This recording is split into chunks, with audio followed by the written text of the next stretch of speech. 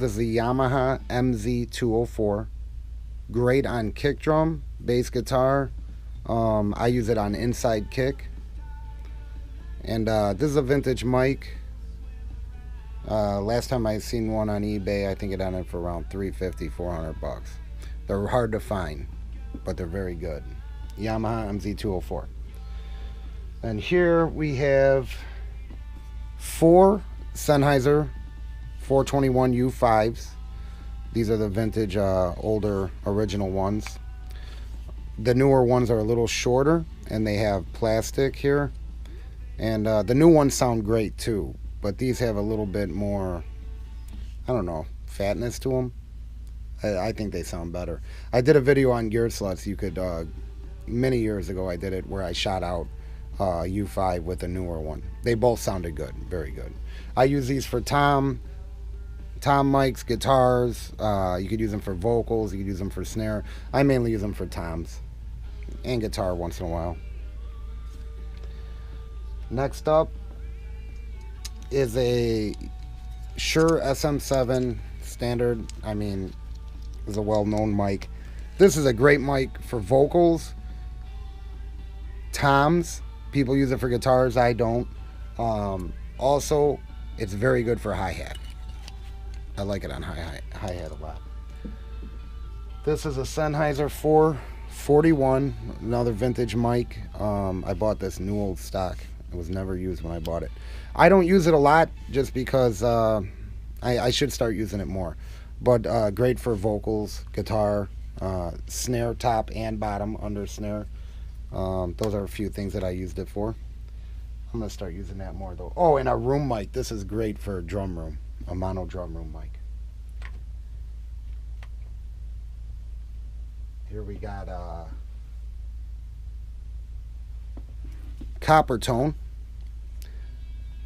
These mics are like, I think I spent the $250 for this mic. This is a lo-fi, consider it like an effect mic. I use it to blend. I use it maybe a 57 and then this on a guitar cab, blend it in. I also do that for vocals where I like to use like my Flea 47 and then this and then compress this and just blend it in. Really cool mic. It's an effect mic.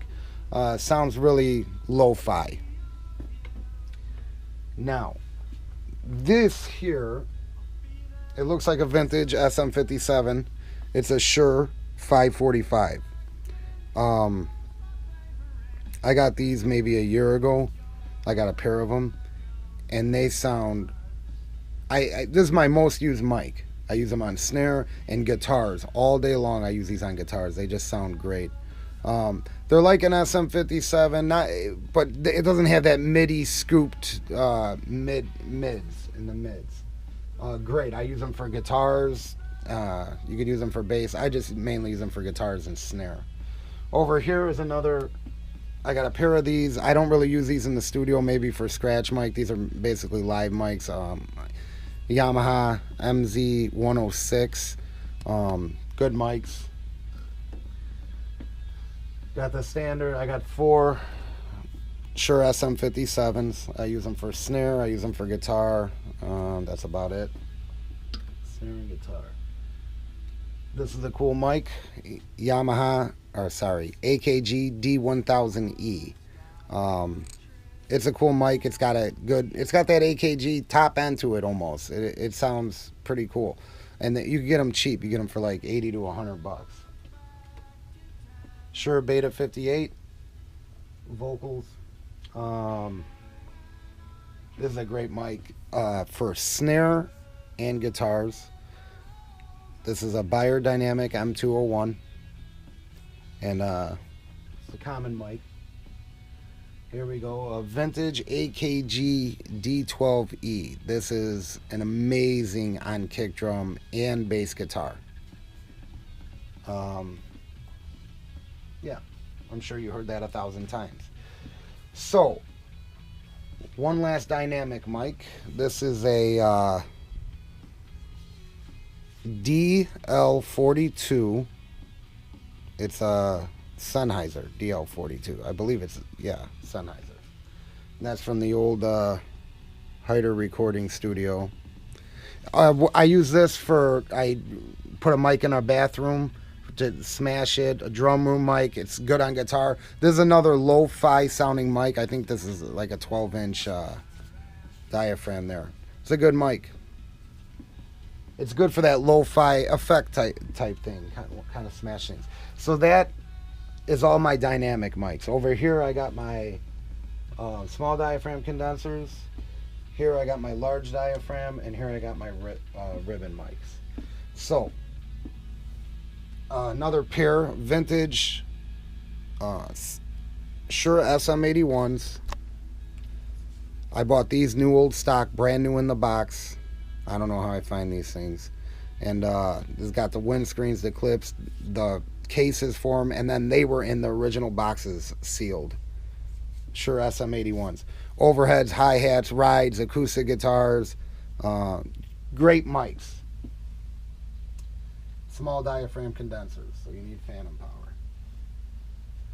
These I use on overheads, stereo overheads all the time. These are AKG C451Es. These are vintage. The difference between these and the newer ones is these have transformers in them where the newer ones don't. Also, the newer ones have a pad and I believe a filter in them, built into them via a little toggle switch. These, I don't know if you could see it, you have to have these pads. You screw them on and then you screw the head on them. These are CK1 capsules. And then one more thing about these is that I can't stress enough that you really need this pad, otherwise it just clips the preamp in the mic. But these have transformers in them, and these just sound so good on overhead, especially in my room. Probably because I have a smaller room. So 451s. This is a cool little mic. Another cheap mic. This is an Audio Technica Pro 37. I use this on snare. Oftentimes I use an SM-57 and I'll tape this on it. This is a small diaphragm condenser, so it does require phantom power. But it just, you don't really need any EQ when you use this. It's got that high-end crack. It really sounds good. This is a great mic. The only thing I've ever used it for was snare. So I don't know how it sounds on anything else.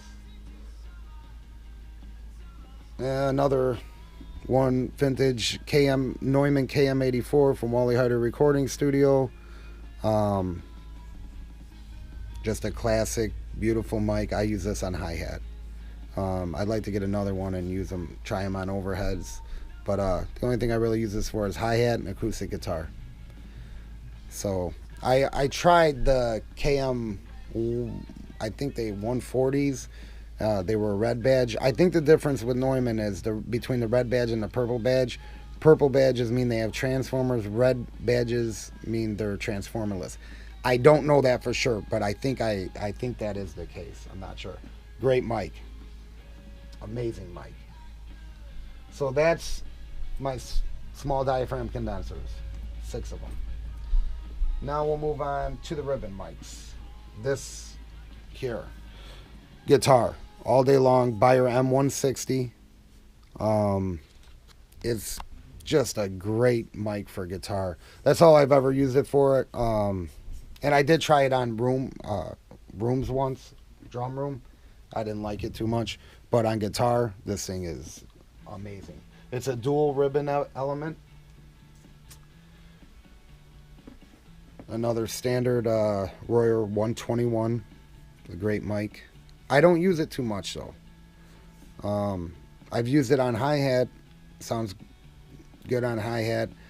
Use it on guitars for that warmer, maybe a clean tone, just slightly broken up. Sounds really good for that.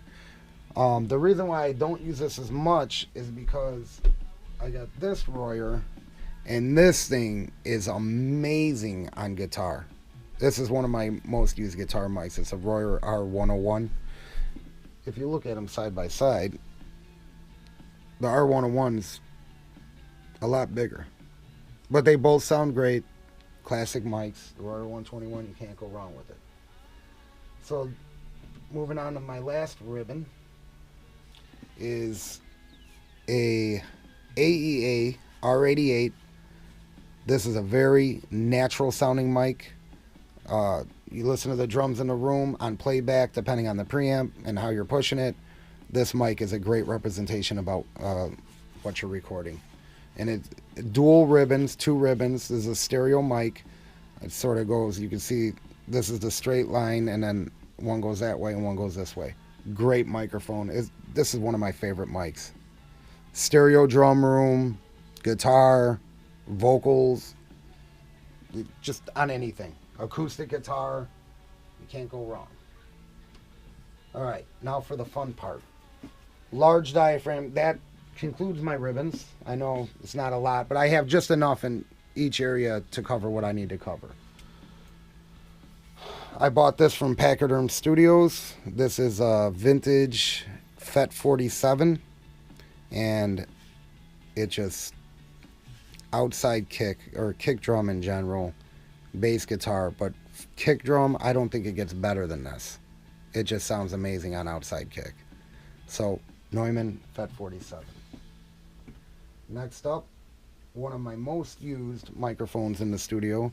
This is a 1974 Neumann U87, and I got it probably about 7 years ago. Again, this is from Wally Heider Recording Studio. And it's just vocals, guitar, the drum room. I could have 5 of these and I'd use all 5 of them. They're just great microphones. I'd like to get another one. I've owned like 3 of these, and for some reason I kept this one because it just has that specialness to it that, you know, you grab 5 mics off the line and there's always going to be that special one, and that one seems to be it. So Neumann U87.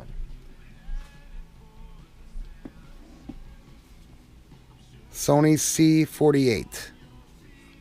This is a great microphone. Large diaphragm condenser.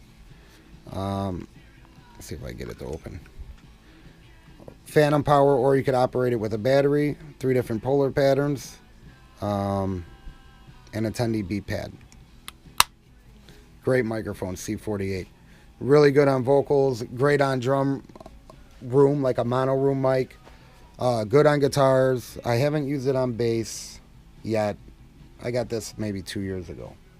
Great mic. Sony C48. That's another vintage one.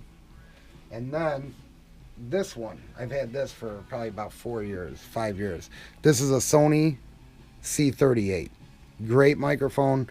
Much different than the C48, the one I just showed you. It's very different. But this microphone, any instrument, this sounds amazing on. It almost has like a ribbon quality to it.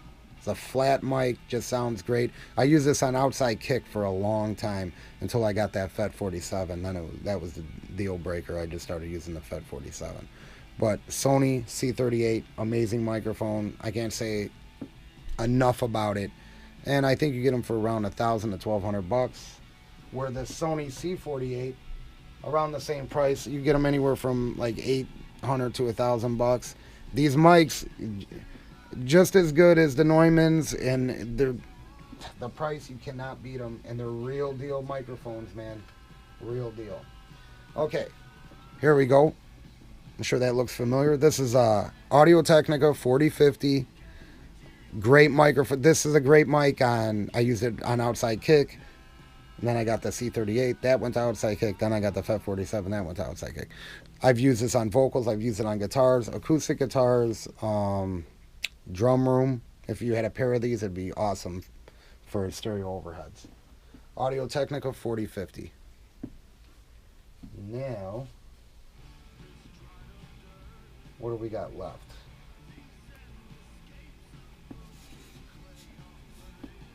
This is a Flea 47. I've had a chance to shoot it out with real 47s, and I'm not going to say it sounds better, but it definitely holds its own weight for 1/4 of the price. This is a great microphone, big bottom. I use it on vocals and drum room all the time. You get one of these and you will not regret it. It has the sound. It sounds amazing. Flea 47. And I like that so much that I bought the Flea 12.